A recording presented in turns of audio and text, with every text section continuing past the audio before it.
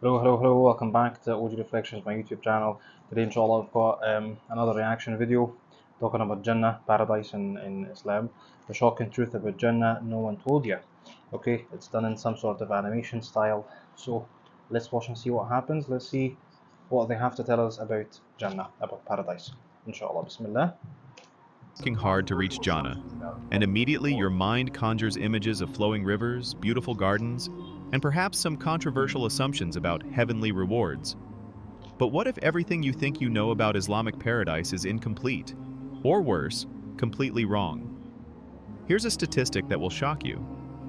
Despite Jannah being mentioned 147 times in the Quran, surveys show that over 60% of non-Muslims, and surprisingly, even some Muslims, hold fundamental misconceptions about what Islamic paradise actually represents. They see it as either a pleasure palace or dismiss it as primitive fantasy, missing the profound spiritual architecture that makes Jannah unlike any other religious concept of afterlife. Tonight, we're going to shatter those assumptions. Because the truth about Jannah isn't just beautiful, it's revolutionary. And by the end of this journey, you'll understand why Islamic scholars have spent 14 centuries trying to find words for something they describe as literally beyond human imagination. The question that will change everything. What if Jannah isn't about getting what you want, but about becoming who you were always meant to be? Let's start with what the word actually means. Jannah, from the Arabic root meaning to conceal or to hide, literally translates to garden. But this isn't your grandmother's backyard. The Quran describes it as gardens beneath which rivers flow, appearing in various forms throughout the sacred text. But here's where it gets fascinating. Jannah isn't a single destination.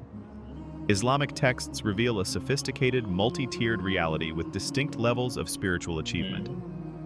The Quran mentions specific names: Jannat al-Firdaus, the highest level directly under Allah's throne; Jannat al-Adan, the garden of eternal residence; Jannat al-Na'im, the garden of bliss; and several others, each representing different degrees of divine proximity. Prophet Muhammad, peace be upon him, described Jannah as having 100 levels, with distances between each level comparable to that between earth and sky. This isn't arbitrary hierarchy.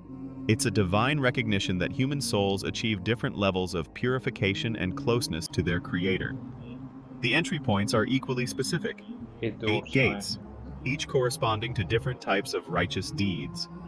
Bab al-Salah, for those consistent in prayer; Bab al-Rayyan, exclusively for those who fasted; Bab al-Sadaqah, for the charitable. This isn't random. It reveals a divine system where every sincere act of worship creates its own pathway to paradise. The Quran states, "And those who believed and did righteous deeds will be admitted to gardens beneath which rivers flow, abiding eternally therein by permission of their Lord." This isn't just poetry. It's a divine promise backed by specific criteria and authenticated through the most rigorous textual verification system in human history. You scroll endlessly, binge content, chase dopamine, and still feel hollow. True story. What if paradise isn't a place later, but a mindset you build now? Here's what most people miss. Jannah isn't just a future destination. It's a present reality shaping how over 1.8 billion Muslims live today. Every prayer, every act of charity, every moment of self-restraint is performed with an awareness of this ultimate accountability. In a world of side hustles and filters, believing in Jannah creates what psychologists call delayed gratification on a cosmic scale. While everyone is building their dream life for the gram, Muslims fast during Ramadan, Instagram, give away their wealth through zakat, wake up before dawn for prayers, all because they're building something invisible but eternal. The consciousness of Jannah affects decision-making in ways you might not expect. A Muslim business owner choosing honesty over profit, a student resisting academic dishonesty, a person controlling their anger in traffic. These aren't just moral choices, they're investments in an eternal portfolio. The belief transforms ordinary moments into acts of worship. But here's where it gets psychologically profound. Believing in multiple levels of Jannah creates what Islamic scholars call spiritual ambition. It's not enough to just make it to paradise. The goal becomes achieving the highest possible level through maximum spiritual development. This creates a framework for continuous self-improvement that extends throughout an entire lifetime. Continuous improvement. Here's what no influencer tells you. You're already being shaped by this concept, even if you don't realize it. When you encounter a Muslim who seems unusually patient in difficulty, unusually generous with their resources, or unusually committed to what appears to be outdated moral standards, you're witnessing the practical impact of Jannah consciousness. Ready for the paradigm shift? Everything you think you know about Islamic paradise being materialistic or sensual reveals a fundamental misunderstanding of how Islamic texts actually work. The Quran explicitly states that some verses are literal, while others are mutashabihat, metaphorical or allegorical, whose true interpretation belongs only to Allah. When Islamic texts describe rivers of honey, milk, and wine, or speak of beautiful companionship, traditional Islamic scholarship has always understood these as human language attempting to describe the indescribable. Prophet Muhammad said that Jannah contains what no eye has seen, what no ear has heard, and what the human heart has never imagined. This isn't poetic exaggeration. It's a theological principle that prevents literal interpretation from becoming theological limitation. Interesting. Here's the revolutionary insight. The physical descriptions aren't the point. They're bridges. When the Quran describes gardens, flowing rivers, and abundant fruits, it's using the... Yeah, that's the problem that a lot of non-Muslims have, for example, with the Islamic paradise, is that they keep saying, Muslims, for example, they're only driven by their temptations or only driven by their desires, and they're also driven by the desire not to go to hell. Well, yes, right. We've spoken about that before, right? And we've said that there has to be gratification for something, right? There has to be positive and negative reinforcement. Otherwise, people are just gonna go nuts, right? There has to be an extreme positive reinforcement and an extreme negative reinforcement, both, right? So Allah subhanahu wa ta'ala talks about both in the Quran, right? Both sides of the spectrum. Highest forms of earthly beauty and satisfaction to point towards something qualitatively beyond human experience. It's not promising better versions of earthly pleasures. It's promising transformation into a state where the very nature of pleasure, satisfaction, and existence operates on completely different principles. The world sells you pleasure that fades. Jannah offers transformation that lasts. Which one are you really living for? Drop your comments down below. The wine of Jannah doesn't intoxicate. The food never causes waste or discomfort. The inhabitants never age, fall ill, or experience sorrow. This isn't enhancement, it's transcendence.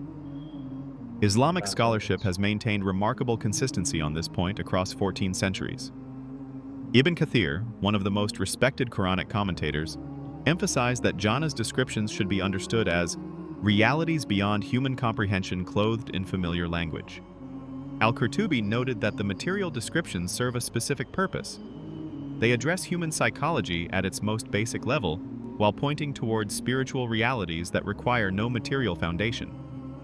The great scholar Ibn Sina wrote that the soul's ultimate satisfaction isn't found in material pleasure, but in direct knowledge and proximity to the divine.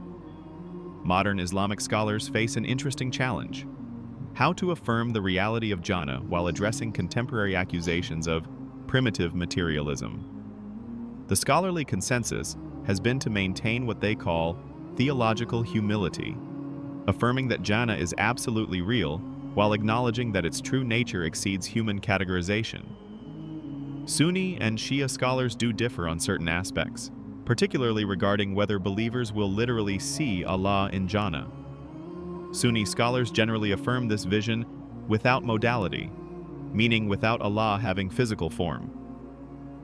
Shia scholars tend toward metaphorical interpretation, understanding seeing Allah as ultimate spiritual awareness rather than optical perception. But here's what all schools agree on.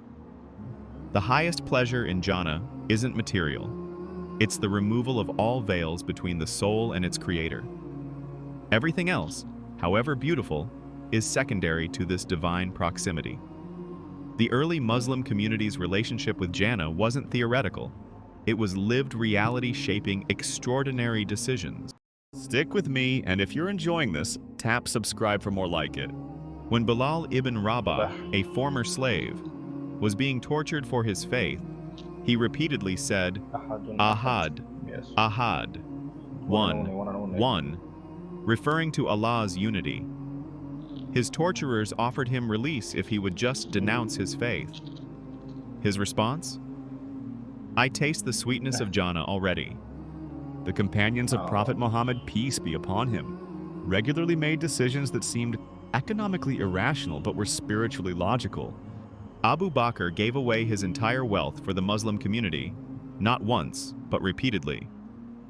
When asked what he left for his family, he said, Allah and His Messenger, meaning his trust in divine provision and ultimate reward. During the Battle of Uhud, when Muslims faced potential annihilation, many fighters were heard saying, I smell the fragrance of Jannah from the direction of Uhud. They weren't being metaphorical. They genuinely believed they could sense proximity to paradise through righteous struggle.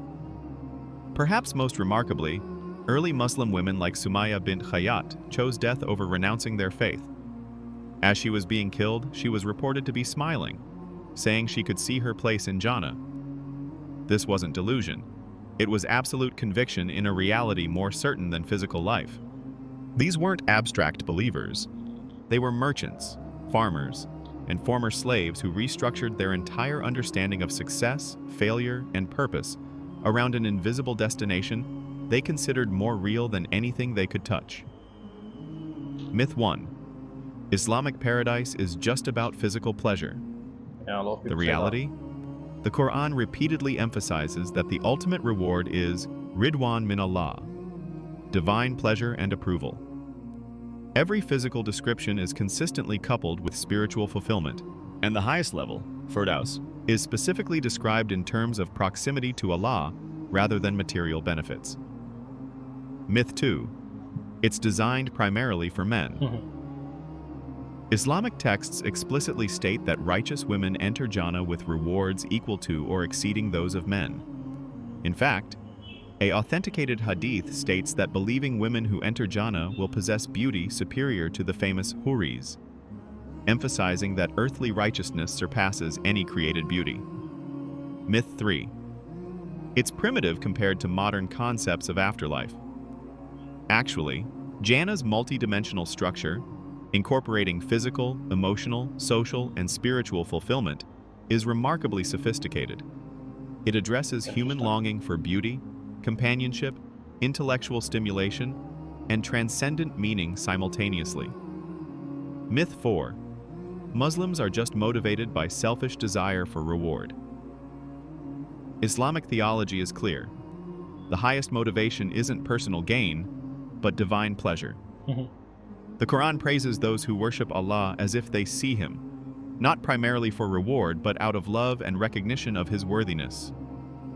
The persistence of these myths reveals something deeper. They often stem from reading Islamic texts through non-Islamic interpretive frameworks, missing the hermeneutical sophistication that Islamic scholarship has always applied to these descriptions. Pause for a second. What part of Jannah's description surprised you most? Comment below. Your insight might unlock someone else's understanding. Understanding Jannah correctly transforms your entire view of Islamic civilization.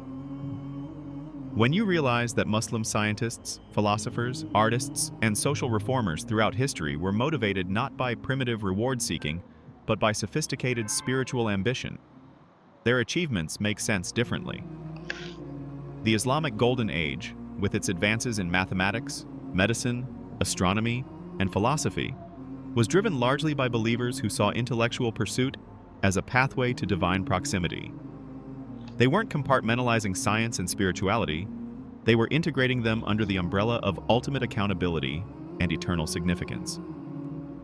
This awareness enhances what Muslims call taqwa, consciousness of Allah, that leads to both moral behavior and intellectual humility.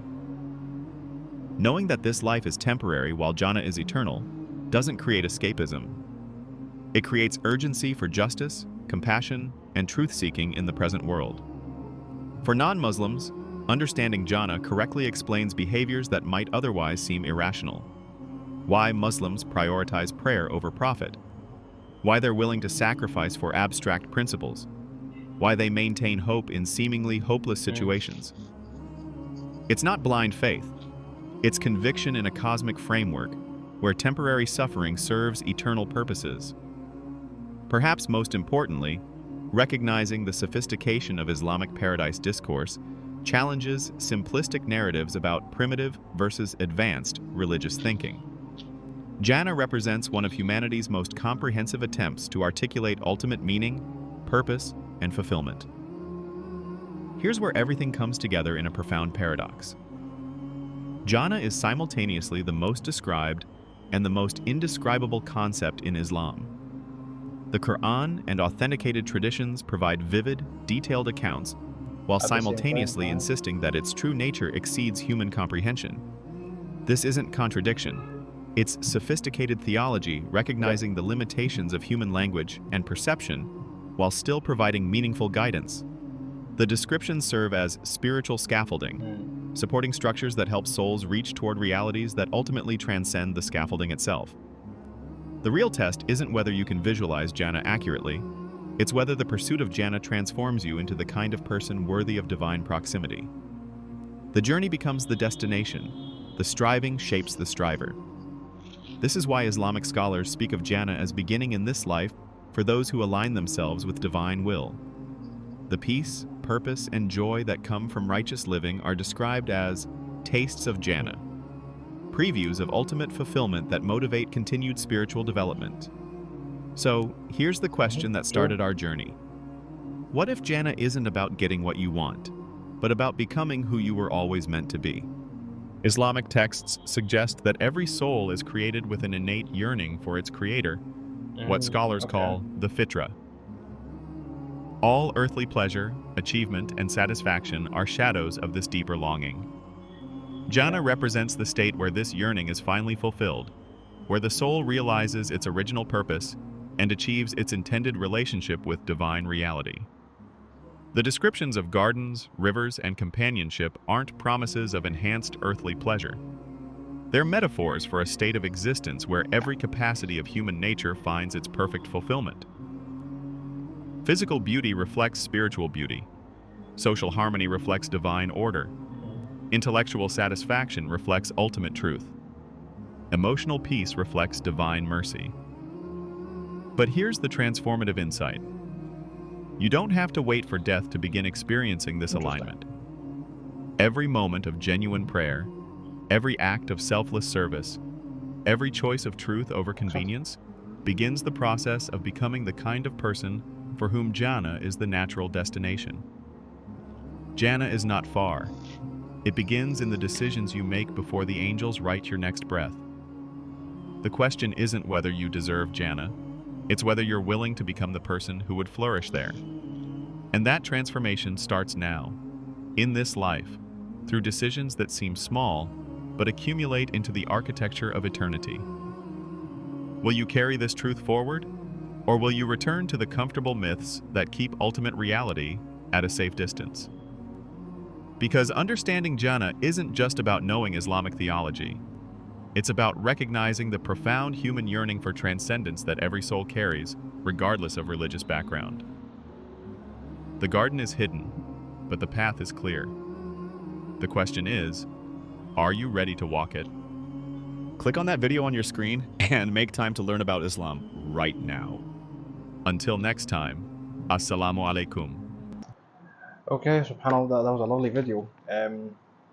I agree, I totally agree. First of all, one of the very first verses in the Quran in Surah Al-Baqarah, الَّذِينَ يُؤْمِنُونَ بِالْغَيْبِ, right? Ghaib meaning what? Those that believe in ghaib as in unknown, unseen, right? So the whole Quran is, if you think about it, abstract because it's just words. Okay, but every word has a mental picture and it conjures up pictures and images in your mind.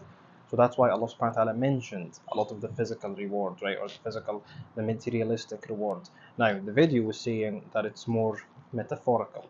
But he was saying what? It's both, right? It's literal, as in a physical pleasure, for example, and at the same time a metaphorical pleasure. And that's the same thing. Like here in this life, ربنا اتنا في الدنيا حسنة وفي الآخرة حسنة وقنا عذاب النار, right? You're asking Allah subhanahu wa ta'ala to have a blessing in this life and a blessing in the afterlife, right? So honestly, like, you could be living your life, normal life, not doing anything, not doing anything special, but as long as you don't have any problems in your life, then you're happy. Right? Our perception of happiness is different from when we were young. When you're young, for example, happiness means going out with your friends, seeing your friends, going, doing this, doing that, laughing all the time, no worries, no responsibilities, and you go out and you have fun, blah blah blah. That's when you're young. That's why our perception of happiness changes. But that doesn't mean that you're not happy. No, you are happy, you're blessed, you're content, you're satisfied. So if you rid yourself from any pleasures or any desires, any unlawful desires, I should say, then it doesn't mean that maybe deep down you still want them. You understand? So even if you manage to control yourself and you tame yourself, okay, once you reach heaven, inshallah, then it's as if, I don't need it anymore. I don't need it anymore because I've already rid myself. I've already, prevented myself from so many bad things that I don't want it anymore. Okay, but that's the thing. So you're going to be getting it not because it's a physical reward. You're going to be getting it because it's a spiritual reward. So this actually proves the video, right? So you've rid yourself anyway. You've rid yourself from any desires.